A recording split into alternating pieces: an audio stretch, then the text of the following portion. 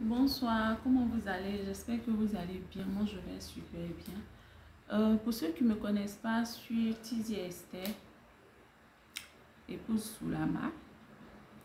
Aujourd'hui, je suis là pour parler à un cœur à travers mon témoignage. Mais avant de rendre mon témoignage, je vais prendre pour test d'appui le livre de Samuel au chapitre Samuel 1, chapitre 1 et le chapitre 2. Et avant de commencer ce temps, je veux vraiment faire cette prière toute simple à Dieu. Éternel, je te dis merci pour ce temps que tu nous donnes d'échanger avec un cœur.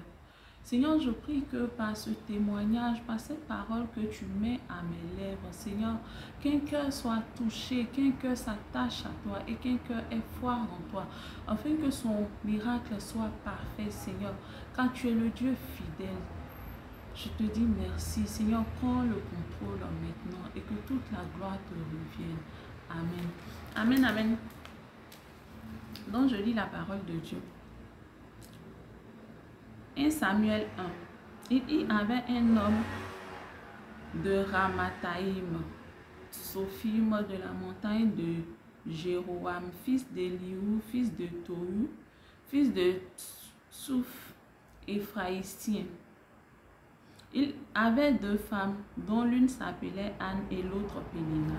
Pénina avait des enfants, mais Anne n'en avait point. Chaque année, cet homme montait dans sa ville à Silo pour se prosterner devant l'Éternel des armées et pour lui offrir des sacrifices. Là se trouvaient les deux fils d'Élie, Ophni et Phiné, sacrificateurs de l'Éternel. Le jour où Elkana offrait son sacrifice, il donnait des portions à Pénina, sa femme, et à tous les fils et toutes les filles qu'il avait d'elle. Mais il donnait à Anne une portion double, car il aimait Anne, que l'Éternel avait rendue stérile. Sa rivale lui prodiguait des mortifications pour la porter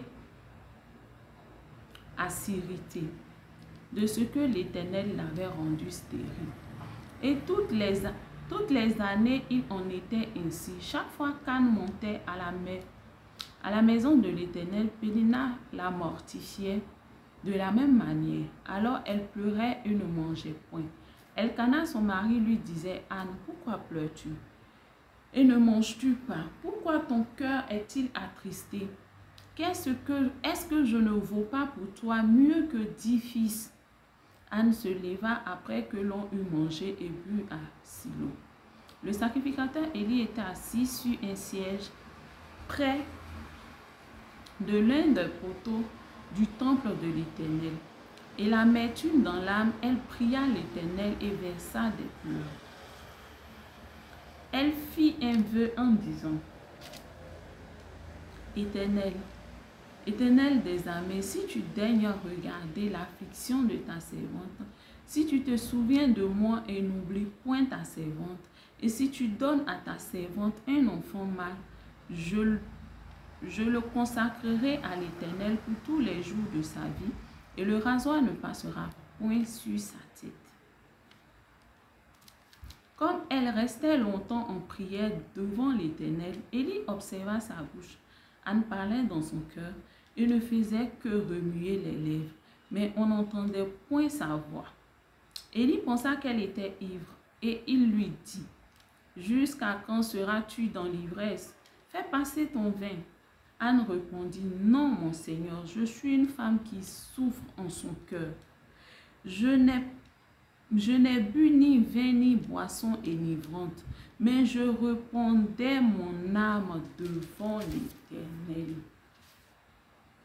Ne prends pas ta servante pour une femme pervertie, car c'est l'excès de ma douleur et de mon chagrin qui m'a fait parler jusqu'à présent. Élie reprit la parole et dit: Va en paix, et que le Dieu d'Israël exauce la prière que tu lui as adressée. Elle dit: Que ta servante trouve grâce à tes yeux. Et cette femme s'en alla. Elle mangea et son visage ne fut plus lui-même. Il se levait de bon matin et après s'être prosterné devant l'Éternel, Ils s'en retournèrent et revinrent dans leur maison à Rama. Elkana connut Anne sa femme et l'Éternel se souvient d'elle. Dans le cours de l'année, Anne devint enceinte et elle enfanta un fils qu'elle nomma Samuel, car, dit-elle, je l'ai demandé à l'Éternel. Son mari Elkana monta ensuite avec toute sa maison pour offrir à l'Éternel le sacrifice annuel et pour accomplir son vœu. Mais Anne ne monta point, et elle dit à son mari, lorsque l'enfant sera sévré, je le mènerai afin qu'il soit présenté devant l'Éternel et qu'il reste là pour toujours.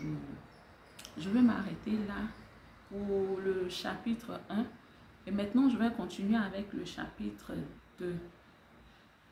Anne, après avoir été exaucée par Dieu, lorsqu'elle est montée pour présenter l'enfant à Dieu et laisser l'enfant au service de Dieu, Anne a adressé une prière à l'Éternel. Et dans sa prière, il y a un verset.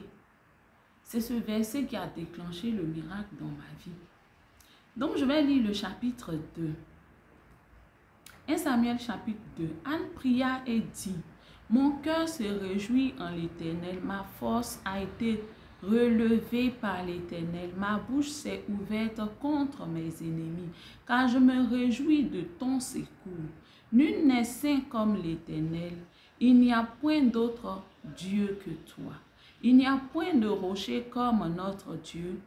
Ne parlez plus avec tant de hauteur, que l'arrogance ne sorte plus de votre bouche, car l'Éternel est un Dieu qui sait tout. » Et je veux dire à quelqu'un que l'Éternel est un Dieu qui sait tout. Tout ce que tu traverses, tout ce que tu vis dans ton foyer, tout ce que tu vis en tant que femme qui est stigmatisée, comme femme qui est montrée du doigt, comme femme stérile, femme qu'on a épousée depuis qui ne fait pas d'enfant. La Bible dit que l'Éternel sait tout.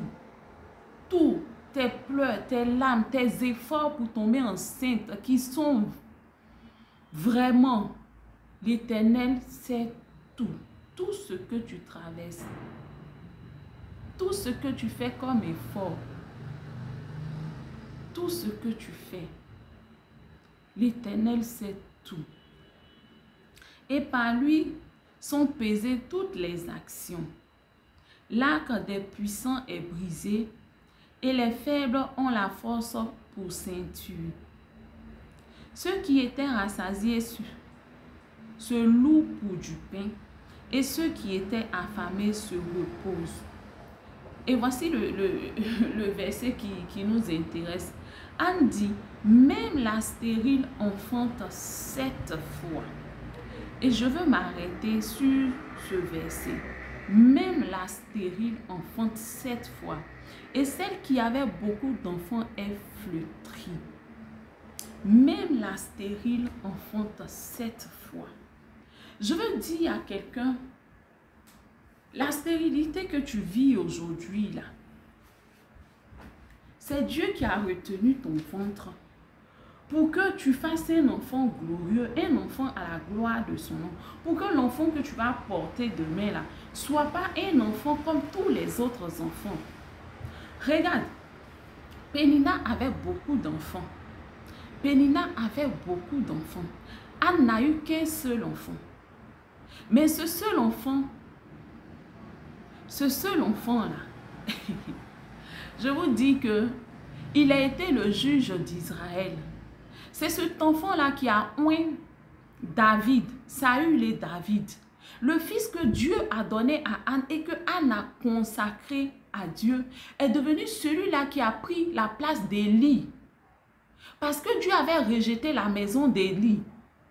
Dieu avait rejeté ses enfants. Et c'est cet enfant que Anne a porté. C'est cet enfant-là qui est devenu comment je vais dire ça? Si je puis dire, le sacrificateur par excellence. Il est devenu celui qui versait l'huile de l'Éternel sur la tête des élus de l'Éternel. C'était quelqu'un que sa maman a consacré à Dieu. Mais si Anne passait son temps à pleurer, si Anne n'avait pas fait cette prière, si Anne, au lieu de pleurer pendant des années, la Bible dit que sa rivale passait son temps à la mortifier, à se moquer d'elle. Et sa rivale ne faisait pas que se moquer d'elle à la maison, mais c'est devant l'Éternel même. Parce que là où ils sont partis, ils sont allés pour faire des sacrifices, ils sont allés pour adorer Dieu, pour honorer Dieu, pour tout ce que Dieu a fait pour eux. Et c'est en ce moment-là que sa rivale se moque d'elle. Mais je veux dire, il y a une femme aujourd'hui qui est mariée, peut-être ça fait des années. Tu n'arrives pas à tomber enceinte. Peut-être que tu es parti voir tous les médecins, tous les gynécos. Tu as fait tous les examens possibles. Tout ce qui est humainement possible, tu as fait. Mais jusqu'à présent, tu n'arrives pas à tomber enceinte. Je veux dire à quelqu'un que le Dieu que je prie, celui en qui moi je crois, le Dieu en qui Anne a cru, il est capable de toutes choses. Aujourd'hui, je veux vous rendre mon témoignage. Dieu m'a fait la grâce d'être mère de 3 merveilleux garçons. Mais je vous dis que chaque enfant que j'ai eu a été un combat. Chaque enfant, j'ai arraché chaque enfant par la prière et par le jeûne. Aujourd'hui, je vais vous rendre mon témoignage, le témoignage de la naissance de mon premier fils.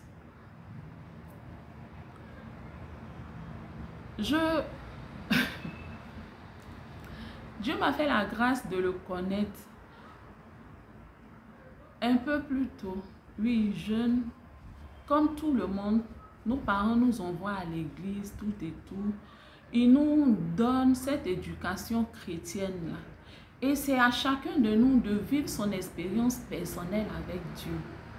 Quand je suis devenue jeune, au fur et à mesure, aujourd'hui, je ne vais pas venir rendre tous les témoignages. À chaque fois que Dieu va me mettre à cœur de rendre un témoignage, je vais prendre chaque partie de ma vie, chaque témoignage pour parler à quelqu'un. Mais aujourd'hui, je veux rendre ce témoignage-là.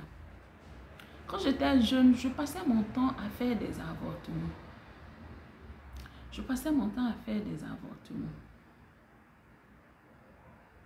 Et j'ai fait beaucoup d'avortements. Et je bénis le nom de Dieu qui m'a accordé la grâce, qui m'a pardonné ce péché grave-là. Et en même temps, je vais interpeller une sœur qui peut-être que là, au moment où tu entends ma vidéo, peut-être que tu es enceinte et tu cherches à avorter. Ma chérie, ce que moi je peux te dire, cet enfant qui vient, peut-être que tu regardes ta situation, peut-être que tu te dis que je suis trop jeune, peut-être que tu te dis que mais je vais gâcher mes études, je vais faire ceci, cela. Chaque enfant vient avec sa grâce. Quand Dieu t'accorde la grâce de tomber enceinte, aie foi en Dieu, laisse l'enfant vivre, laisse l'enfant venir sur terre, parce que Dieu seul sait pourquoi cet enfant vient sur terre. J'ai fait beaucoup d'avortements. Beaucoup d'avortements. Et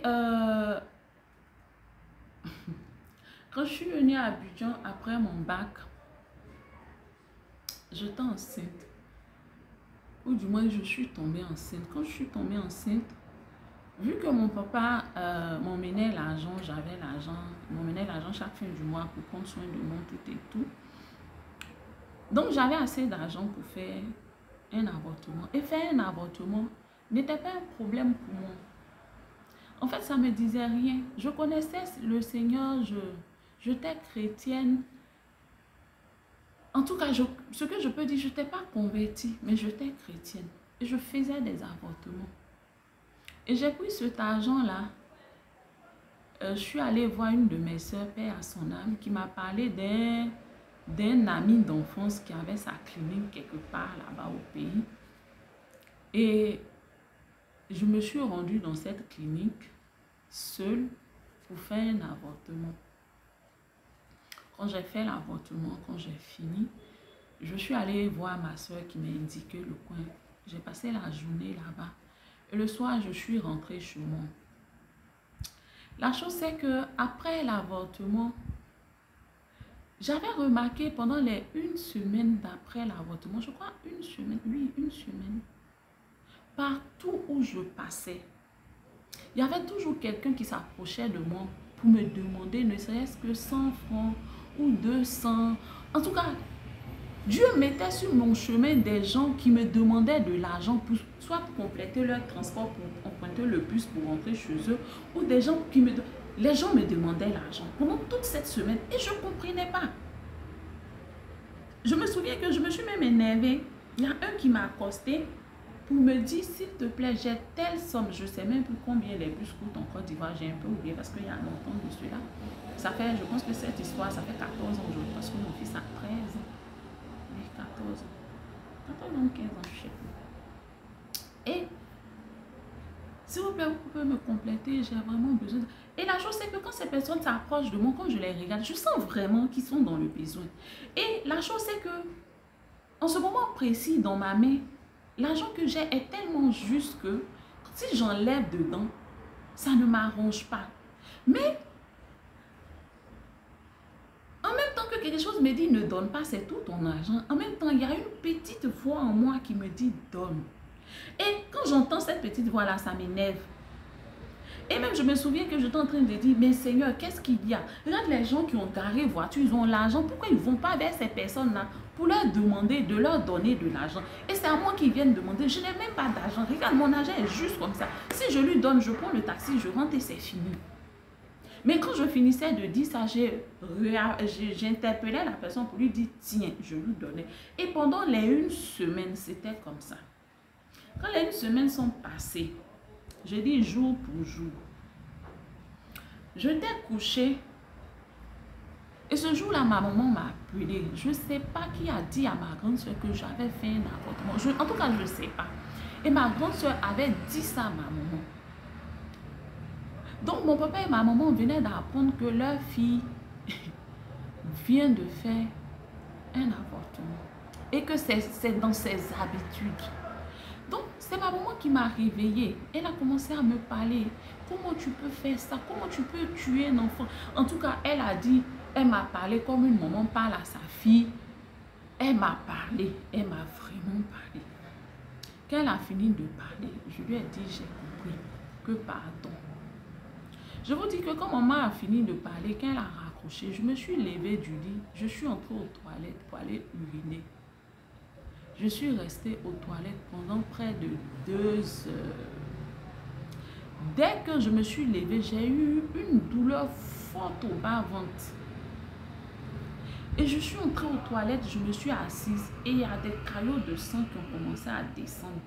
Des caillots de sang qui descendaient et j'avais des douleurs pas possibles, je vous dis.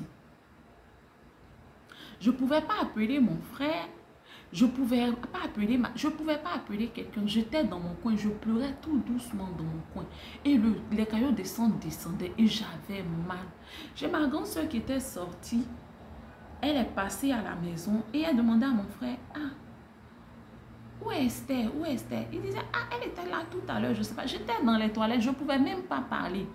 Parce que je ne voulais pas qu'elle vienne me trouver avec ce que j'étais en train de vivre. J'ai attendu que ma soeur et mon frère, avec la mine de ma soeur, puissent sortir de la cour pour sortir, essayer de me protéger. Et j'ai couru vers une cabine pour appeler. Quand j'ai appelé le jeune qui avait fait l'avortement pour moi, regardez comment Dieu est merveilleux. Quand j'ai appelé, on parlait, je lui ai dit, puisqu'il me connaît, que ah, c'est Esther. Franchement, je ne sais pas ce qui m'arrive. Je suis en train de saigner et j'ai des douleurs pas possibles. Et j'étais en train de parler, ça s'est coupé. J'essayais d'appeler, ça ne passait plus.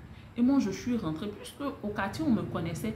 Le jeune a rappelé sur le numéro où j'avais appelé et il a dit oui que c'est Esther. Et il lui a dit, dis-lui de venir que je la rappelle. Quand je suis venue, il m'a rappelé, je lui ai expliqué que non, j'ai mal, j'ai des douleurs, tout, qu'il y a des caillots de sang qui descendent.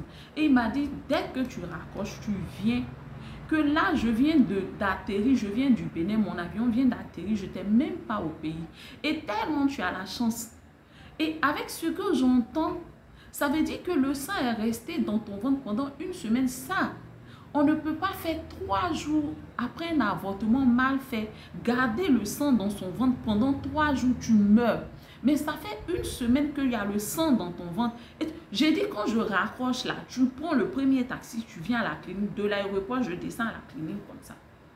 C'est comme ça, je suis allée me changer. J'ai pris le taxi, je suis allée à la clinique.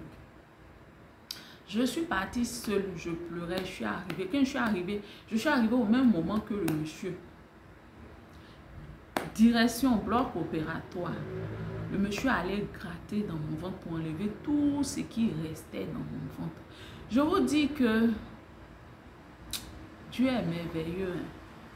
J'étais couchée au même moment où le monsieur était en train de nettoyer mon ventre, essayer d'enlever tout ce qui était là-bas. Au même moment, cette même petite voix qui me disait « donne cet argent aux gens ». J'entends la même voix qui me dit « tu sais, en temps normal, à l'instant T, tu devais rendre l'argent ». Et je vous dis que même si cette voix ne me disait pas, je savais qu'à l'instant où le monsieur est en train de faire cette chose-là, je savais au plus profond de moi-même qu'en temps normal, je devais mourir aujourd'hui. Je ne sais pas comment on vous le dit, mais je savais qu'aujourd'hui, là, je devais mourir. Et j'étais là, je regardais tout autour de moi, mes larmes coulaient et je demandais pardon à Dieu. Je disais, Seigneur, pardonne-moi, je te demande pardon. Seigneur, ne permets pas que je meure, je te demande pardon. Et il y a cette petite voix intérieure. Et aujourd'hui, c'est le Saint-Esprit qui me parlait. Et le Saint-Esprit qui me disait, en temps normal, tu devais mourir là maintenant. Tu devais mourir là maintenant. Et en âme et conscience, je savais que je devais mourir maintenant là même. Je devais mourir. Mais Dieu venait de me racheter. Dieu venait de me racheter. Et même le jeune qui faisait le truc, le médecin qui faisait le truc me disait, vraiment, je ne sais pas quel Dieu tu pries, mais il n'y a pas une femme qui a fait un avortement et qui a gardé le sang dans son ventre pendant une semaine, même 3 jours et qui a survécu. Je ne sais pas comment tu as fait pour être vivante jusqu'à maintenant, mais vraiment le Dieu que tu pries là, il est puissant. C'est comme ça le jeune a nettoyé mon ventre. Moi, je demandais pardon à Dieu seulement. Quand il a fini, j'ai rendu grâce à Dieu, j'ai pris ma route, je suis allée à la maison. Quand je suis rentrée la nuit, dans le temps, il y avait, on dormait avec la radio catholique et il y avait le frère Luc qui avait une émission. Je pense que ça passait les mardis à minuit. Et je pense que je dormais et le Saint-Esprit m'a réveillée. Et au même moment, le frère Luc est en train de donner un enseignement sur l'aumône. Et le frère qui disait, l'aumône délivre de la mort. L'aumône délivre de la mort. Quand j'ai entendu ça, le Saint-Esprit m'a dit, c'est pour ça que je mettais des personnes sur ton chemin pour que tu leur fasses l'aumône, pour te délivrer de la mort. Et encore là, j'ai commencé à pleurer tous les larmes de mon cœur, de mon corps, parce que je venais de me rendre compte à quel point Dieu m'aimait. À quel point j'avais du prix aux yeux de Dieu. Pas que Dieu aimait le péché dans lequel je vivais, non. La Bible dit que Dieu dit, je n'aime pas le péché, mais j'aime le pécheur. La pécheresse que j'étais, Dieu m'aimait. Et Dieu, malgré ce que j'étais en train de faire, malgré ce que j'avais fait pendant toutes ces années, Dieu avait décidé de sauver ma vie. Et Dieu a sauvé ma vie. Jusqu'au jour d'aujourd'hui, quand je pense à ça, je dis, Seigneur, tu es merveilleux, tu es bon pour moi. Aujourd'hui, peut-être, pourquoi je rends ce témoignage? Parce qu'en temps normal, avec tout ce que j'ai fait, en temps normal, je ne devais même pas être maman. Je ne devais même pas être maman. Mais Dieu m'a fait la grâce d'être mère. Et c'est en cela que je viens maintenant vous expliquer l'histoire de la naissance de mon premier fils. Et chaque enfant, la grossesse de chaque enfant est comme ça. Mais aujourd'hui, je veux juste vous parler de la grossesse de mon premier fils. Quand j'ai rencontré mon mari, je devais partir en France. Moi et ma soeur, on était en train de voir par quel moyen faire les choses pour que je parte en France. Et mon mari m'aimait tellement. En tout cas, je me sentais aimée. Et j'étais là, je le regardais, je me disais, je ne mérite même pas l'amour que ce monsieur me donne. Aujourd'hui, là, je veux partir en France. C'est même pas sûr que je revienne. Mais je veux lui faire un enfant avant de partir. Au moins, si je ne reviens pas, on aura un enfant en commun. Mais Dieu qui sait faire les choses. Aujourd'hui, avec l'arrivée de cet enfant, c'est même pas cet enfant. Dieu avait prévu, jeter sa corde, c'est tout. Mais moi, c'était ça que je voulais faire. Faire un enfant et partir. Et j'ai commencé, avant ça même, on n'avait pas encore parlé d'affaires de faire enfant. Donc j'ai essayé, quand c'est comme ça, je sais, puisque je veux tomber enceinte, je fais dans ma maison une mauvaise période et ma bonne période, parce que c'est ça. Moi, je suis quelqu'un de très fécond. Je suis féconde. Je ne peux pas avoir les rapports. Quand je vous dis que j'ai fait beaucoup d'avortements, c'est un peu ça. Je suis très féconde et je connais mon corps. Je suis quelqu'un, je ne peux pas avoir les rapports dans ma période de fécondité et puis je ne vais pas tomber enceinte. Et le premier mois, j'ai essayé, je ne suis pas tombée enceinte. Le deuxième mois, je ne suis pas tombée enceinte. Le troisième, le quatrième, le cinquième, j'ai commencé à m'inquiéter. Et je lui ai dit, ah chérie, ça fait un moment, j'essaie de tomber enceinte. On fait dans ma période de fécondité, mais je ne tombe pas enceinte et je ne comprends pas. Et lui, comme il le dit toujours, il dit, oh, moi je suis très fécond. Moi, j'enceinte les femmes qui ne font pas enfant. Donc, il ne faut pas t'inquiéter, il n'y a rien. Le 6e mois, le 7e mois, le 8e mois, je dis non, il y a un problème. Ce dont je vous parle, ce n'est pas que je suis partie à l'hôpital pour regarder si j'étais stérile ou pas. Mais je savais qu'il y avait un problème. Pour quelqu'un qui, même si elle fait les rapports son 10e jour, elle tombe enceinte, je ne peux pas faire les rapports mon 12e ou mon 13e ou mon 14e jour et ne pas tomber enceinte. Et pendant 8 mois, j'ai commencé vraiment à m'inquiéter. Et lui maintenant qui était là, qui me remontait le mois, non. Et moi-même, au plus profond de moi, il y avait cette foi en moi, cette voix-là qui me disait, non, tu ne peux pas être stérile. Et moi, Dieu m'a fait la grâce de lire la Bible, de Genèse à Apocalypse. Il y a des périodes comme ça.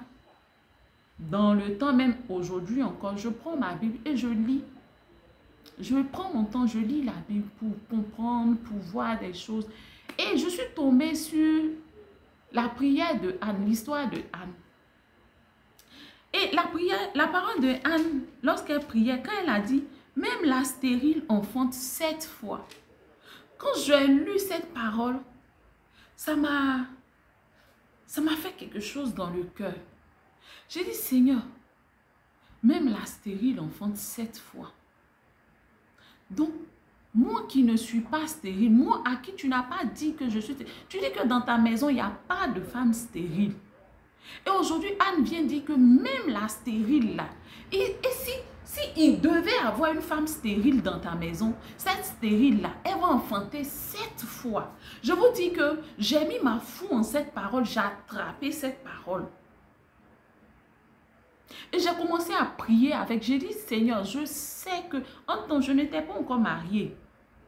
J'ai dit à Dieu, je sais que je ne suis pas mariée, je sais. Je sais que je ne suis pas mariée. Mais Éternel, tu as dit par la bouche de Anne, parce que c'est sous la motion du Saint-Esprit qu'elle t'a adressé cette prière. Tu as dit que la stérile enfante 7 fois. Seigneur, bien vrai que la stérile enfante 7 fois. Si il est vrai, comme tu l'as dit, et je sais que ta parole est vérité, la stérile enfante 7 fois. Seigneur, tu vas me donner un enfant. Seigneur, tu vas me donner un enfant. Et j'avais cette conviction-là que je ne pouvais pas ne pas faire un enfant.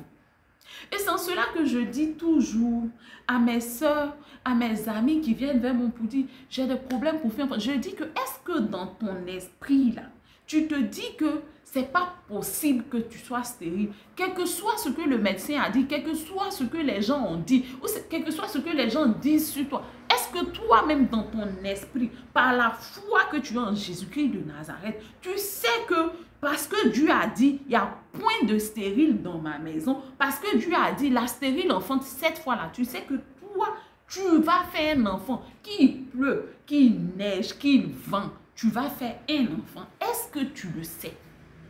Parce que tout dépend de ce que tu as comme mentalité. La Bible dit que quand Pénina a fini de prier, son visage n'a plus été même chose. Son visage a changé. Ça veut dire que Pénina, quand elle est sortie de la présence de Dieu, Pénina avait mis sa foi en Dieu. Pénina savait que Dieu allait faire quelque chose pour elle. Donc, il n'y avait plus pourquoi pleurer. Pourquoi être triste? Pourquoi écouter, je dis Pénina, Anne plutôt. Pourquoi écouter Pénina? Pourquoi écouter les injures? Pourquoi écouter peut-être ta belle famille? En Afrique aujourd'hui, quand tu te maries, tu fais payer un enfant. Ah, les belles familles. Pardonnez. Au lieu de parler que votre belle-fille ne fait pas enfant, au lieu de parler que votre beau-fils ne fait pas enfant, portez les gens en prière. Portez ce jeune couple-là en prière pour que Dieu leur accorde des enfants. Arrêtez de stresser les gens. La femme là, qu'elle est stressée, même si elle tombe enceinte, grossesse là va tomber. Vous êtes toujours en train de dire, tu n'es pas encore enceinte. Ah, tu as grossi là. Ah, ton ventre, on dirait que tu es enceinte. Hein. Là, elle n'a pas besoin de ça. Il faut gêner et prier pour que Dieu lui accorde l'enfant, la grâce de l'enfantement. J'ai dit que je me suis arrêtée sur cette parole-là. Et j'ai fait de cette parole la mienne. Et j'ai commencé à prier avec. Et quand je vais vers mon mari, j'ai dit que, ah chérie, je t'en pose. Il dit, oh moi, j'ai dit que j'enceinte même la femme stérile. Il faut rester tranquille. Et un jour, j'ai dit que je me rappelle comme si c'était... Moi et mon mari, on sait qu'on a conçu notre enfant. Ce jour-là, je me suis levée et je suis allée devant le Saint-Sacrement. J'ai dit à Dieu... J'ai fait une petite prière de 2 minutes. Je suis venue devant ta présence. Ça, nous deux, on sait. Esther n'est pas mariée. Je le sais et tu le sais. Je sais. Mais Seigneur, moi je dis que tu as dit que je ne peux pas être stérile. Malgré tout ce qui s'est passé. Parce que toi, Seigneur, tu m'as pardonné, tu m'as lavé par ton sang. Donc, tu ne peux pas me laisser sans me donner un enfant. Seigneur, aujourd'hui, sur cette parole-là, la stérile enfante 7 fois, je m'arrête sur cette parole et je te dis, Seigneur, donne-moi un enfant mâle. Seigneur, si tu me donnes un enfant mâle, je te le redonnerai. Seigneur, donne-moi un garçon. Si tu me donnes un garçon, je vais te donner l'enfant. J'ai dit, quand j'ai fini de faire cette prière devant le Saint-Sacrement, je suis partie chez moi. Ah, je dis que les 2 jours après la conception de l'enfant, je dis 2 jours. C'est que quand... Je suis désolée si je vous choque un peu. Quand on a eu les rapports 2 jours, je crois en science, on dit, quand tu as les rapports, c'est après 2 jours qu'il y a la fécondation. Mais je vous dis que quand il y a eu la fécondation, moi, j'ai senti le bébé bouger dans mon ventre 2 semaines après. Après ça, je suis partie à Saint-François. Et ce jour-là, j'étais avec ma cousine. J'étais avec ma cousine.